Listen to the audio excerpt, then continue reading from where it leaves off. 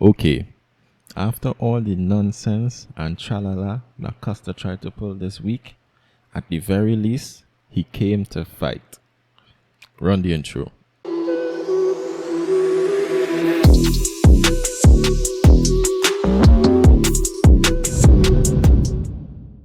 What's up, guys? Welcome back to the UFC arena. UFC Fight Night. Costa versus Vettori is over now, so let's get right into it. This was a great fight. Good back and forth. Both guys came to fight. Neither of them were backing down, and it was as advertised. We expected it to be exciting, and it was. So just to give a quick summary of what happened, the right person won. Vettori definitely deserved to win the fight. I think he won rounds 1, 3 and 4, definitely. 2 and 5, Costa had some good moments in there. In round 2, Costa rocked Marvin Vettori with a good head kick that I don't know how this man stayed up. Adesanya did say the man have a blockhead, and he really does. And then in round 5, Costa came on strong and was landing some powerful shots. And all through the fight, honestly, Costa was landing a devastating body kick that I am sure Vettori arm and body is sore today. And Costa's leg is definitely sore. He said so in the post-fight press conference. So while Vettori won the fight, I do think Costa was more impactful and landed more damaging blows. But that's not how a fight is scored. You need to win rounds, and Vettori definitely won rounds, and he deserves the win. And Costa had that point taken away for the eye poke. So looking at the fight went pretty much how I thought it would. But there was one big surprise, and that is Paulo Costa's cardio. I don't think most MMA fans thought that Costa would be looking that good and that fresh in the 5th round. I mean, at the end of the 1st and the 2nd, Costa already looked like, oh, he's getting tired, and everybody was like, yep, this is what we thought was going to happen. But no, my guy was there, he was in it, he was in shape, and he was ready to fight. And that 5th round, he came to finish the fight. And I think that he was doing well. Vettori definitely was not liking the pressure in that 5th round, and Costa was landing some powerful blows. That was the biggest surprise by far. In the post-fight press conference, you heard Dana White saying that if Costa is this fit at 205 pounds, then he's gonna stay there. It's not like he showed up big and out of shape. No, he looked as though this is his right weight division, and I think it is.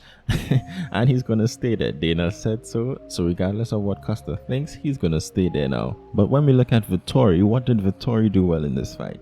His pressure was really good. He had Costa backing up, and when he would get Costa along the fence, he would unload. He was not shy about throwing his hands, which is good in the face of someone who's so big and powerful.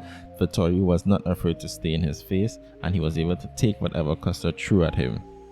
Vettori had a very good output, and he just outworked Costa. I was a little surprised that Vettori didn't go for more wrestling, but he did get 1 or 2 takedowns in there. He also reversed Costa when Costa went for a guillotine, but other than that, it was a stand-up affair, and Vettori did well. So what's next for Vettori? Adesanya and Whittaker are carded to fight early next year. If Adesanya wins, tough, because he already lost twice to Adesanya. If Whittaker wins, maybe there's something to be considered there. We also have Jared Cannonier and Derek Brunson who are supposed to fight. So it all depends on the timeline of these things. I'm thinking Vettori could either fight the winner or the loser of that fight. Other than that, we have Jack Hermanson, who he already fought.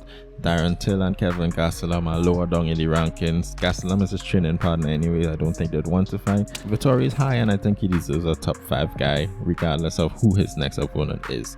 Costa's about to leave the rankings. He's at 205 now, so we'll see how things play out. So how does Costa look at 205? That's the interesting thing.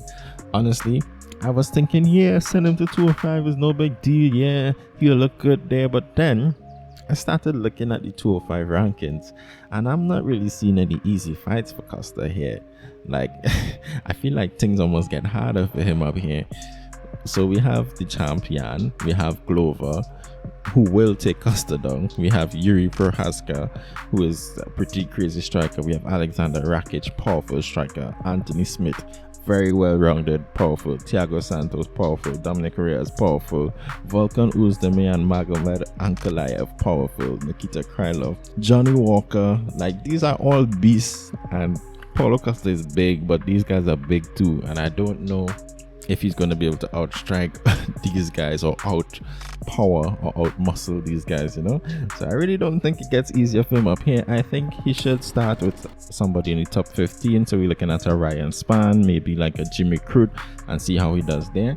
But I would need to see Costa at 205 a bit more against some of the legit contenders before I could decide if, you know, him at this division is really better for him. Anyway guys, that's the end of this video. If you enjoy my content, please remember to like, please remember to subscribe, hit that notification bell. We're on the road to 300 subscribers to help your boy out. There are many big fights coming up, so I'll be dropping a lot of videos, and I'll see you all in the next one.